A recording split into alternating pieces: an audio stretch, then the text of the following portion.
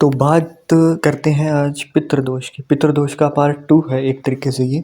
इसके पहले पार्ट में मैंने कुछ चीज़ें बताई थी कि आपको कौन सी चीज़ें करनी चाहिए पितृदोष के अंदर। आज भी उसी चीज़ को ही हम लोग आगे बढ़ाते हुए उस संबंध में और बातें करेंगे।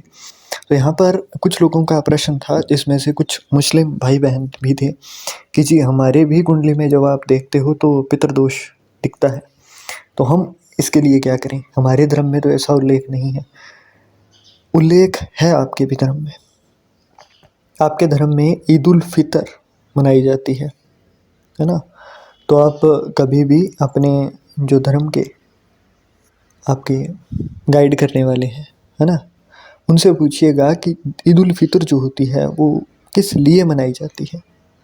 ईद उल फितर का जो असली महत्व है ना, वो भी जैसे हम लोगों में सर्वपित्र दोष जिसे कहते हैं या फिर सर्वपित्र पूजा जिसे कहते हैं, है ना, वही चीज़ ही यहाँ पर भी आपके में भी लागू होती है। और ये सिर्फ ये बात नहीं है कि आप लोगों में ही होती है, यहाँ पर यही चीज़ सिख धर्म में भी है, यही चीज़ क्रिश्चियंस में भी है, हर जगह पर है ये। परंतु दिक्कत, हाँ अब मैं बता देता हूँ, एक एक चीज़ क्लियर करते हम लोग चलते हैं। हिंदुओं में जैसे सनातनियों में पितृपक्ष आता है, अभी जैसे आने वाला है, तो वैसे ही आपके ईद उल फितर हो गया। सिख जो है वो कच्ची लस्सी जो होते हैं वो ले जाकर चढ़ाते हैं। जो भी लोग हैं सिख भाई बहन, उनको पता होगा, तो आप लोग भी यहाँ पर एग्री कर सकते हो, है ना। आपके भी जो शहीद होते हैं उनको माना जाता है। और सिखों में जहाँ तक मेरा एक्सपीरियंस रहा है, आप लोगों के अंदर जब भी आप मानना छोड़ देते हो ना, तो आप लोगों के काम भी बिगड़ते हैं। और वहीं जब आप मानना शुरू कर देते हो तो वो सपने में आना, उनका हंसना हुआ देखना, और एकदम से घर के हालात बदल जाना। क्योंकि यहाँ पर क्या है ना कि आपका अटैचमेंट सीधा सीधा आपने देवी देवता उन चीज़ों से ऊपर उठ के ना थोड़ा सीधा सीधा गुरु ही बना दिया है सामने वाले को, कि हुण तुसी हो जो कुछ हैंगे हो, है ना। तो उस तरीके से अब वो क्या है ना कि उनका सीधा सीधा आपके ऊपर आता है एक गुरु की तरह। अब वो एक गुरु की तरह गाइड करने लगते हैं। और जब इसी तरीके से जब हनुमान चालीसा पढ़ते हैं ना, तो हनुमान चालीसा के शुरू में ही, है ना, हम लोग पढ़ते हैं कृपा करहु गुरुदेव की नाई, है ना। मतलब कि हे हनुमान जी, आप जो कृपा करें वो मेरे ऊपर किसी भी माता पिता देव इत्यादि की तरह ना करें, चाहे आप श्री राम की तरह भी ना करें। आप जो कृपा करें वो गुरुदेव की तरह करें, है ना। गुरु की तरह हमें एक तरीके से गाइड करें। तो गुरु का जो महत्व है ना वो सिख धर्म के अंदर ज़्यादा है। इसी वजह से ही आप लोग देखोगे कि सिख धर्म के अंदर आज भी जिन लोगों के पहले जैसे क्या होता था कि एक इंसान को घर के अंदर कुंवारा रखा जाता था, एक बड़े भाई को या फिर छोटे भाई को, जो भी, है ना, ताकि अगर कोई परिस्थितियां उस समय ये थी कि जंग होती थी, और उसकी वजह से क्या होता था कि एक आधे को कुंवारा रखना, ताकि अगर कोई भी दिक्कत हो तो वो बंदा एक फैमिली की तरफ से लड़ ले। अब उसी को ही शहीद कहा जाता था, और शहीद ही इनके यहाँ पर मतलब एक तरीके से पितृ मानकर पूजे जाते थे। इनके लिए कच्ची लस्सी चढ़ाना और ये सामग्री वगैरह जो भी दिन होता है इनका देना पड़ता है इनको, है ना। कपड़े भी दिए जाते हैं, उसके नाम पर भोजन भी घर का जो मुखिया होता है वो खाता है। अगर कोई पुरुष है या फिर कोई महिला है तो महिला के पैर सारे लगते हैं, चाहे उससे बड़ा है तो भी लगते हैं, है ना। उसमें कई बार आप माफ़ी मांग लेते हो कि जी मैं छोटा हूँ, तो बहुएं कई बार उनके ससुर जो होते हैं उनको भी पैर लगना पड़ता है, तो वो कह देते हैं कि एक बार को, है ना। अभी इंसिडेंट बता देता हूँ मैं आपको, हमारे ही पास में है। तो उनके यहाँ पर माता जी का मतलब कि वो बुजुर्ग हैं, तो उनका देहांत हुआ। अब हुआ क्या कि जो उनके दादाश्री थे, है ना, मतलब हमारे अकॉर्डिंग अगर हम देखें तो यहाँ पर अंकल श्री, तो उनकी 2 शादियाँ थी। पहली जो शादी थी वो वाइफ उनकी गुजर चुकी थी अर्ली एज के अंदर। उसके बाद में जो पहली वाइफ थी उन्हीं की ही बहन को वापस शादी करके लाया गया, ताकि बच्चों का भरण पोषण हो सके अच्छे से। तो अब जो पहले बहन गुजरी थी, उनका क्या हुआ कि वो मुक्त नहीं हुई, वो वहाँ पर ही अटक गई। तो उन्होंने मनवाना शुरू कर दिया, मतलब कि उनको जैसे घर के अंदर पितृ की तरह वो मानी जाती हैं। तो उनका जो भोजन था, वस्त्र था, वो सारा का सारा उनकी बहन देखती थी। अब सन 2021 की बात है ये, जब उनकी बहन गुजर गई, तो गुजरी तो उनका जो वो पितृ थे उन्होंने जाते ही उस घर के अंदर जो बड़ी बहू है, मतलब जिनके साथ वो रहती थी, है ना माता जी, उनके हालांकि 2 भाई थे, परंतु दूसरा भाई जो है वो नहीं रहता था वहाँ पर। तो उन्होंने क्या किया कि उन्होंने बात करी कि जी ऐसा-ऐसा हो गया है। तो अब मतलब वो पंजाबी में बोले कि हुण दसो मैनू कौन मन्नूगा, जे मैनू ना मन्नोगे मैं चक्कर नहीं देनी मेरी भैन नू। मतलब कि उन्होंने स्पष्ट तौर पर वहाँ पर आकर कहा कि अगर मेरी बात जब तक तुम हल नहीं करोगे तब तक मैं अपनी बहन का जो संस्कार है वो नहीं होने दूंगी। और वही हो रहा था, मतलब वो जो अगर धक्के से भी कोशिश कर रहे थे ना, तो इनके क्या होता है कि जब उठाया जाता है तो वहाँ पर ग्रंथी जी वहाँ पर पाठ करते हैं अपना, तो वो उठाते हुए अर्थी इतनी भारी हो गई कि उठाई नहीं जा सकती थी। तो ऐसे में जब उनको कहा गया कि हम लोग आपको आगे करेंगे, जो भी कुछ होगा आप बता दीजिएगा, क्योंकि हमें हमारी मतलब वो नहीं बताया हुआ था उनको कि क्या करते हैं क्या नहीं करते हैं। बुजुर्ग थे तो उन्होंने नहीं बताया था उस टाइम पर, हालांकि उनकी एज भी अच्छी थी, है ना, चौथी पीढ़ी चल रही थी उनकी। तो उस टाइम पर उनका देहांत हुआ था, परंतु ज़्यादातर लोगों को नहीं पता था घर के अंदर। तो फिर वो जो 10-12 दिन इनके अंदर भी होते हैं, तो जब वो अखंड पाठ रखा गया ताकि उनके लिए, क्योंकि वो बुजुर्ग थे तो उनकी इच्छा थी कि जब भी मैं गुजरूं तो मेरे पीछे अखंड पाठ किया जाना चाहिए। तो वहाँ पर अखंड पाठ रखा गया। उसके बाद जब सारा कर्म हो गया तो उन्होंने बात करी कि मेरे लिए, जैसे उनका जो भी भोजन था, है ना, तो उसके अंदर उनको देग पसंद थी। देग मतलब गुरुद्वारे के अंदर जो हलवा बनता है ना, शीरा, देसी घी के अंदर, वो देग उनको पसंद थी तो वो चाहिए होगी। और डेली मतलब जो भी दिन आता है उस टाइम पर, और फीके कपड़ों का रंग बहुत ज़्यादा चटक ना हो, और उसके साथ थोड़ा सा ना उस टाइम पर कोई इत्र वगैरह उनका, मतलब अच्छे घर से थे, लाहौर से उनका मतलब पीछे से आए थे वो। और जब ये लड़ाई हुई थी तो उनके एक बच्चे की देहांत भी हो चुका था पार्टीशन के अंदर, तो वो बच्चा भी उनके साथ ही था। तो यहाँ पर बात क्या हुई ये सारी बता रहा हूँ। तो वहाँ पर उस बच्चे के भी कपड़े लगते थे। तो ये चीज़ें होती हैं असलियत में। अब इसी तरीके से ही ना, अब यहाँ पर आप एक एक चीज़ को जोड़ रहे होंगे। इसी तरीके से ही हमारे भी धर्म के अंदर पूजा होती है, सर्व पितृदोष पूजा। अब आप इसे गया जी में करा सकते हो, आप इसे हरिद्वार के नारायणी शिला पर करवा सकते हो, है ना। तो ये अलग अलग जगह बनी हुई है। अब इसका सबसे अच्छा आपको एडवांटेज कहाँ मिलता है? या तो बहते हुए जल के पास किसी भी पानी का स्रोत है ना, नदी नहर, है ना, तो वहाँ पर आप करा सकते हो, परंतु जल बहता हुआ हो, जल स्रोत के पास हो सकता है, किसी मंदिर इत्यादि के अंदर। मंदिर किसका हो? शिव जी का। शमशान में किया जाता है, परंतु शमशान में करो आप, उससे अच्छा है कि आप इसी चीज़ को अगर किसी तीर्थ पर करोगे तो वहाँ पर ज़्यादा असर होगा, और वहाँ पर जल्दी असर भी दिखाई देता है। अब शमशान के लिए मैं क्यों मना कर रहा हूँ? शमशान के आसपास आप किस दिन जा रहे हो, उस दिन वहाँ पर कोई आया है कोई नहीं आया है। अब कुछ लोग बोल देते हैं कि जी शमशान तो पवित्र जगह है, शमशान में ऐसा कुछ नहीं होता है। वो वही लोग बोलते हैं जिन्होंने कभी भी काल भैरव साधना नहीं की हो, जब किसी ने भैरवी साधना नहीं की हो, जब किसी ने शमशान काली की साधना ना की हो, जब किसी ने वीर, है ना, 52 वीर जो होते हैं उनकी साधना ना की हो, वही लोग बोल सकते हैं। क्योंकि शमशान ऐसी जगह होती है जहाँ पर हर चीज़ का वास है। वो बस तब तक आपको तंग नहीं करेंगे जब तक आप उनको छेड़ोगे नहीं, है ना। ये रीज़न होता है। अब यहाँ पर ना मैं छोटी सी चीज़ बताता हूँ। अभी हुआ क्या था हाल ही के अंदर, अभी एमपी मध्य प्रदेश के अंदर कटनी या फिर ऐसा ही कुछ जिले का नाम था। तो वहाँ पर हम लोग गए हुए थे पूजा के लिए। तो उनका क्या हुआ कि उनके पिताश्री जो थे, है ना, मतलब अच्छे खासे घर से बिलोंग कर रहे थे वो। तो बुजुर्ग पिता जो थे उनका बिजनेसमैन है, वो अच्छा खासा उनका काम था। तो उन्होंने बेटे और बेटी दोनों को पढ़ाया लिखाया। बेटी उनकी दुबई सेटल हो गई और बेटा अभी यूएसए के अंदर डॉक्टर है। तो हुआ क्या, जब वो मर गए, है ना, तो गुजरे तो 10-12 दिन तक घर के बाहर नहीं आए, किसी ने पूछा नहीं, क्योंकि आस पड़ोस में उतना नहीं था। तो जब उनको उनकी बॉडी को चूहे खाने लग गए, आसपास में वो बदबू फैलने लगी, तो पुलिस को कॉल किया गया कि इस घर के अंदर से बदबू आ रही है। तो पुलिस आई तो पता चला कि 10-12 दिन हो गए गुजरे हुए। फिर कॉन्टैक्ट नंबर निकाला गया, तो पुत्र से कहा गया, तो पुत्र बोले जी कर दो। अब मैं मरे हुए को जलाने के लिए थोड़ी ना आ पाऊँगा। इसी तरीके से जब पुत्री को कहा गया तो वो बोली जी हम तो दुबई में सेटल हैं, हम नहीं आ पाएंगे, मैं तो बहुत आगे बढ़ चुकी हूँ। तो ये चीज़ें बोलकर कह दिया गया। परंतु वो जो पिताश्री थे, है ना? अब कुछ लोग कहेंगे कि सिर्फ़ जो गरीब है उन्हीं की ही दिक्कतें, नहीं होता ऐसा। जो लोग ज़्यादा अमीर होते हैं ना, दिक्कतें वहीं से ही शुरू होती हैं।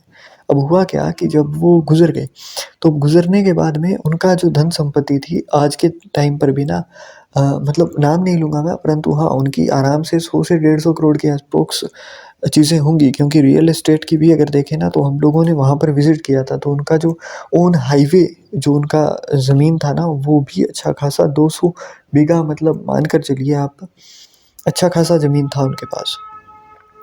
तो उस तरीके से आप लोग मान कर चलिए कि इस हिसाब से बंदा था। और जब हुआ क्या ना, जब सारा कर्म हो गया तो उसके 3-4 साल बाद वही पुत्र और पुत्री आए, ताकि यहाँ पर जो भी है उनका हिस्सा बन रहा है वो ले लिया जाए, और उसका पूरा निवारण करके वो जो भी ज़मीन है उसको बेच वगैरह करके और वो अपने नाम पर कर लेते हैं। तो वो आगे, अब उनके साथ क्या हुआ कि उनके पोता-पोती भी थे। अब पोती की क्या हुई कि मतलब वो रजोनिवृत्ति, मतलब मंथली जो साइकिल होती है वो चल रही थी। तो उसी दौरान उन्होंने आवाज़ लगाई होगी कि आजा आजा ऐसे करके। तो वहाँ पर वो जो दादाश्री थे उनके, उनका प्रवेश हो जाता है। अब वो पोती उतनी छोटी नहीं थी, तो प्रवेश हुआ। उसके बाद में उन्होंने पूछा, तो जब उन्होंने मतलब कुंडली यहाँ पर दिखाई हुई थी, तो उन्होंने कॉल किया, और उसी टाइम पर ही उन्होंने 7 दिन पहले जैसे कुंडली दिखाई थी अपनी, तो मैंने बोला था उनको कि पितृदोष है आपके, क्योंकि पितृदोष सिर्फ यही नहीं होता है। और वो जो बुजुर्ग गुजरे थे उन्होंने भी अपने पिता के साथ सेम इसी तरीके का ही किया था, मतलब उन्होंने भोजन नहीं दिया था, जिसकी वजह से उनके जो पिता थे वो घर से निकल गए थे, और वो उसी दुख की वजह से वो गुजर गए थे। मतलब वो कहाँ गुजरे, कैसे हुआ, वो उनको भी नहीं पता था। तो इस चीज़ के अंदर ना दिक्कत यहाँ पर क्या आती है कि जो आपने अपने पितरों के साथ किया, अब उनके ऊपर 3 पीढ़ियों के ऊपर असर रहता है। अब यहाँ पर उन्होंने अपने पिता का भी नहीं किया, तो उनकी 3 पीढ़ियाँ, मतलब वो खुद हो गए, उनके पोता-पोती तक वो असर रहेगा। तो अब यहाँ पर हुआ क्या कि जब वो उनको बुलाया गया, तो हमने बोला था उनको कि सर्व पितृदोष पूजा होती है जी, और सामूहिक नहीं करानी है, आपको खुद को करानी होगी। आप चाहे कहीं से भी करवाइए। तो नहीं माने, उन्होंने किसी मौलवी जी को बुलाया, और उसके बाद में वो जो आत्मा थी उनको वहाँ से निकाला गया, और बोतल के अंदर, मतलब वो पता नहीं क्या किया उन्होंने, पर हाँ, उन्होंने कैद कर दिया। बोले कि अब कुछ नहीं होगा, बस नॉन-वेज नहीं खाना है। तो उसके बाद में उनका जो प्रोसेस था वो डन हो गया। तो उसके बाद में उनका काम नहीं हो पाया था। उसके 6 महीने बाद वो फिर से आए, ताकि वो काम हो सके। तो अब जब इस बार आए, तो इस बार उन्होंने मतलब पार्टी वगैरह करने की सोची होगी कि अब काम सारा हो गया है, कागज़ी कार्रवाई, तो पार्टी कर लेते हैं। तो उन्होंने घर के अंदर नॉन-वेज ड्रिंक वगैरह सब कुछ लिया, और नशे में किसी से हो गया होगा कोई गलती, तो वो जो थे जिनको काबू करके रखा गया था घर के अंदर, वो अब फिर से बाहर निकल आए उससे। तो अब जैसे वो बाहर निकल के आए, तो उन्होंने फिर से पकड़ लिया कि मेरा काम करवाओ। और उसके बाद वो जब मौलवी जी को बुलाया गया, तो इस बार हुआ क्या ना कि जब उनको पकड़ा गया, तो वहाँ पर और भी थे 2-4, तो उनको भी मौलवी जी ने वहीं दफ़न करा दिया था कि यहाँ पर दफ़न कर दो, और 2-4 और भी थे। तो वो जो पिताश्री थे उनके, जिनकी डेथ हुई थी, जो उनको तंग कर रहे थे, वो उतने ज़्यादा थे नहीं कि वो इतना ज़्यादा तंग करें। परंतु उनके जो साथ आए थे वो थोड़े से जुआरी टाइप के थे, मतलब एक इंसान जो थे वो शराब के नशे में गुज़रे थे। आर्मी के अंदर थे और शराब के नशे में बाइक पर चल रहे थे, तो वो गुज़र गए। एक्सीडेंट हुआ था उनका। दूसरे जो थे वो मोहम्मदन ही थे, उन्होंने फांसी ली थी। गला जो है वो, मतलब फांसी ली थी तो वो गला काम नहीं करता है। तो उनको जहाँ पर 1 का कराना था, अब 3 का करवाना पड़ा। और यहाँ पर जब मौलवी जी को फिर से बुलाया गया, तो उन तीनों ने शरीरों के अंदर आना शुरू किया, और उन्होंने मौलवी जी को भी पीट दिया। तो इसके बारे में उन्होंने जब कॉल किया, तो तत्पश्चात हम लोगों ने बात की कि जी करवाना तो सर, क्योंकि हम लोग इस चीज़ को बिल्कुल भी आगे नहीं रखते हैं कि आप पितृबंधन करवा दो या फिर ऐसा कुछ करवा दो, क्योंकि वो चीज़ आपको ही तकलीफ देगी, आप मानो या ना मानो। आपको अगर कोई एक कमरे के अंदर बांध कर छोड़ दे और सब कुछ वहीं देता रह जाए, फिर भी आप आज़ादी महसूस नहीं करोगे। अगर आज़ादी इतनी ही कमज़ोर होती ना, तो इस देश को आज़ाद कराने के लिए कई सारे लोग मरते नहीं, है ना? ये चीज़ आपको अपनी धारणा को बदलना होगा। यहाँ पर जो सब कार्यक्रम हुआ, उसके बाद में उन्होंने बातें वगैरह की। तत्पश्चात हम लोगों ने ये चीज़ डिसाइड की कि अब इस दिन जाना है, और फिर नारायणी शिला के ऊपर पहले उनका नारायणी बलि करवाया गया, उसके बाद में यहाँ से ले जाया गया गया जी, फिर वहाँ पर उनका सर्व पितृदोष, मतलब वहाँ पर क्या होता है ना कि आपको सभी जो भी पितर हैं आपके, तो जब वो एक बंदा शरीर के अंदर आता है ना, होता क्या है कि आपके पित्र मतलब आपके जो गोत्र हैं, है ना, अब यहाँ पर गोत्र भी अलग होती है। आपकी वो गोत्र नहीं होती है जो आप सरनेम लगाते हो। आपने अगर मोदी जी को भाषण देते हुए सुना हो और कभी हवन करते देखा हो ना, जब अभी संसद का उद्घाटन हुआ था उस टाइम पर हवन हुआ था, तो उस टाइम पर उनसे जब पंडित जी ने पूछा था तो उन्होंने शायद तक अपनी गोत्र बताई थी, भ से थी, ब्राह्मणी, ब्राह्मण मतलब थे वो, वाजपेयी या फिर कुछ ऐसा था, है ना। तो उन्होंने जो गोत्र बताई थी वो वही बताई थी। अब गोत्र क्या होती है, आप जिनसे पूजा करवाते थे उस ऋषि का नाम लिया जाता है वहाँ पर, है ना। तो वो उसी चीज़ से आप लोग ऑन रिकॉर्ड चीज़ें हैं, आप चेक कर सकते हो। उन्होंने मोदी नहीं कहा था वहाँ पर, गोत्र की जगह पर उन्होंने, वो ऋषि हैं कोई, अभी इस टाइम पर मुझे नाम याद नहीं आ रहा है, परंतु हाँ वो ऋषि हैं। तो उन्होंने जब उनका गोत्र बताया तो ये चीज़ आप लोगों ने हो सकता है नोटिस ना की हो, परंतु आप अभी जाके चेक करोगे तो आपको दिखाई दे जाएगा। तो ये होता है कि जब आप गोत्र बताते हो तो आप उनका नाम लेते हो। अब यहाँ पर जब गोत्र की नाम से पूजा करवाई गई, तो जब पूजा हो रही थी तो उसके अंदर एक लास्ट के अंदर जाकर हम लोग तर्पण करते हैं। अब एक चीज़ आप ध्यान में रखिएगा, जब भी आप पितरों के लिए कुछ देते हो ना, तो आपको हथेली के अंदर, है ना, हथेली से अंगूठे की ओर से वो तर्पण करवाया जाता है ना। क्योंकि दिक्कत क्या है ना, इसके लिए पीछे भी एक चीज़ है कि आप गिलास के अंदर या फिर इस तरीके से आप पानी नहीं दे सकते हो। पितरों को जो भी भोग लगता है वो आपकी हथेली से लगता है ना। तो वो उसी तरीके से जब करा रहे थे, तो अंत में जब उनसे पूछा गया कि अब जो भी आपकी इच्छा है वो बताइए, तो उस टाइम पर बहुत ही रेयर होता है, मतलब कि ऐसा कोई केस आज तक मैंने 2-4 केस देखे हैं, उसके अलावा मैंने नहीं देखा ऐसा कुछ कि किसी के बॉडी के अंदर प्रवेश कर गए हों। अब जो बहन थी उनकी, उनको भरोसा नहीं था, तो उन्हीं बहन के ही शरीर के अंदर आ गए, बेटी के शरीर के अंदर। तो अब जैसे ही बेटी के शरीर के अंदर आए उनके पिता, तो उन्होंने कहा कि ऐसा-ऐसा करके, और मैंने, मतलब उनका उधार था किसी के ऊपर 2 लाख रुपया। हालाँकि करोड़पति आसामी थी, परंतु फिर भी उन्होंने किसी का दिया नहीं था, तो वो उन्होंने फिर उससे कहा कि अरे, उसी टाइम पर ही ट्रांज़ैक्शन वग़ैरह करवाए अपने बेटे से, और उसके बाद में जो उनका सारा कर्म था वो करवाया। उसके बाद में पंडित जी जो थे उन्होंने कहा कि आप इनको माफ़ कर दीजिए, क्योंकि पुत्र से उनकी अभी भी नहीं बन रही थी। तो फिर वो माफ़ी वग़ैरह माँगी गई, 1 घंटे तक वो चला, तो उसके बाद में उन्होंने माफ़ किया। नाक वग़ैरह रगड़ी गई पुत्र के द्वारा। उसके बाद में उनसे पूछा गया कि और कोई भी है रास्ते में? तो उन्होंने अपने भ्राता का बताया, अपने पिता का बताया। तो फिर उनके लिए भी उसी के अंदर ही पूजा करवाई गई। उनकी भी जो इच्छाएँ थी वो उन्होंने खुद ने पूछी, उसके बाद में वो पूजा करवाई गई। उसके बाद में आज का दिन है और वो दिन था। अब के टाइम पर वही जो डॉक्टर साहब हैं वो अच्छा खासा व्यतीत कर रहे हैं जीवन। इस बात को 1 साल हो गया अप्रॉक्स, है ना?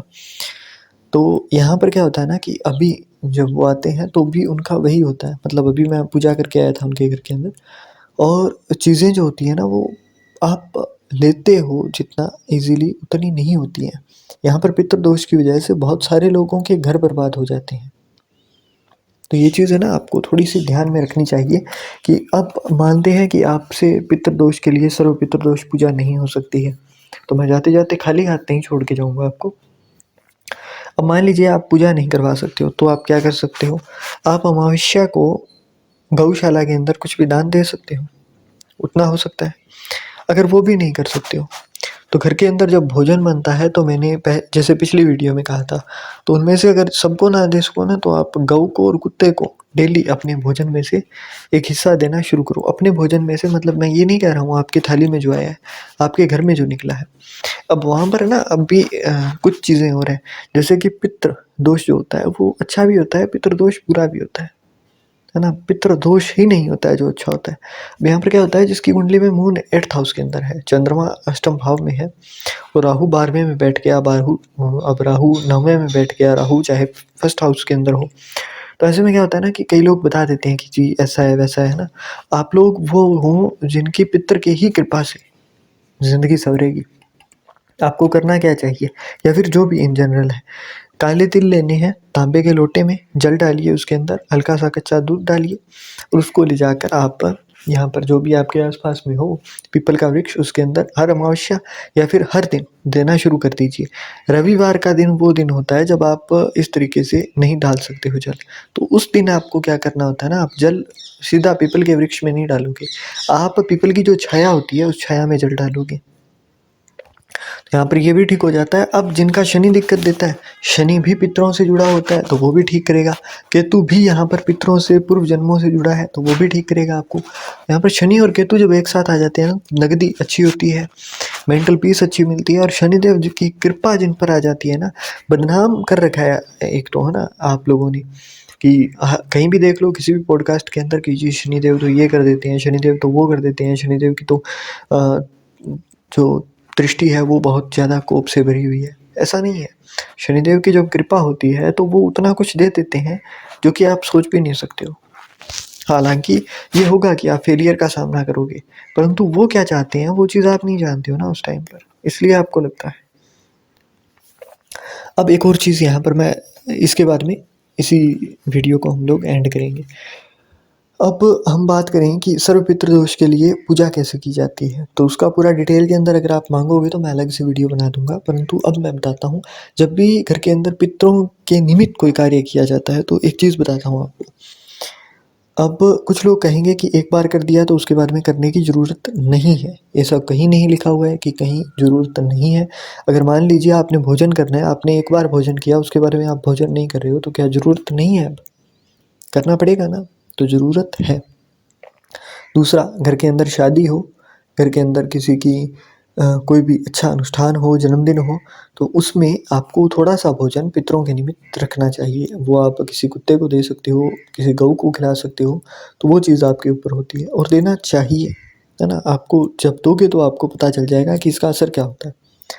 अब जब पितरों के निमित्त आप पूजा करवाते हो ना, तो घर के अंदर आपको जो इनविटेशन होता है ना, प्रॉपर जैसे शादी का कार्ड छपता है उस तरीके से चिट्ठी लिखी जाती है पितरों के लिए। अपने हाथ से लिखोगे आप, उसके अंदर अपने पितरों का नाम या फिर सर्वपित्र, उसके बाद में जो करवा रहा है उसका नाम, उसके बाद में पूरा का पूरा घर के अंदर सारी चीज़ें लिखी जाती हैं। उसको घर के जो मेन डोर होता है वहाँ पर यमदीप जो लगता है ना, दिवाली के पास जो लगता है ना हमारे, वो चीज़ जैसे दक्षिण मुखी एक दिया जलाया जाता है, तो वो दिया जलाकर वहाँ पर चिट्ठी रख दी जाती है। और एक चिट्ठी आपको रखनी होती है घर के अंदर जहाँ भी आप जल रखते हो। कुछ लोग बोलेंगे कि जिस जल वाटर टैंक है, तो आपको एक मटका लेकर आना होता है। अब मटका लेकर आए आप, आपने मटका रखा घर के नॉर्थ ईस्ट डायरेक्शन के अंदर, और वहाँ पर आपने वो चिट्ठी रख दी कि आपको इस वार इस दिन यहाँ पर पहुँचना है, इस दिन आपके लिए पूजा हो रही है। तो वो बतौर जो आपने पितरों के लिए कहा है वो बतौर वहाँ पर पहुँचेंगे, वो बतौर आपके लिए वो कार्य करेंगे। ये चीज़ आपको जो लोगों का अच्छा बनता था ना कनेक्शन, वो समझ जाएंगे। अब यहाँ पर वो बतौर पहुँचते हुए आपको मिलेंगे। एक और चीज़ जो इसके साथ होती है, मान लीजिए आपकी अभी नहीं बनती है, तो भी वो जो चिट्ठी होगी ना उसकी ही कॉपीज़ जो होंगी वो आपके इधर उधर सबको भेजी जाती हैं। जो भी आपके रिश्तेदार थे, जो भी आज हैं, जो भी आपके कुटुंब में हैं, उनको सभी को, अब वो आए ना आए, है ना, वो उनकी इच्छा है। आपको मनाना नहीं है किसी को कि आप आओ ही आओ। अब इससे होगा क्या, कई बार क्या होता है ना कि पितृ जब आप पूजा कराते हो तो कई बार प्रवेश कर देते हैं कि जी वो क्यों नहीं आया, तो आप उसमें कह सकते हो कि हमने निमंत्रण दिया था, वो आए नहीं है अपनी इच्छा से।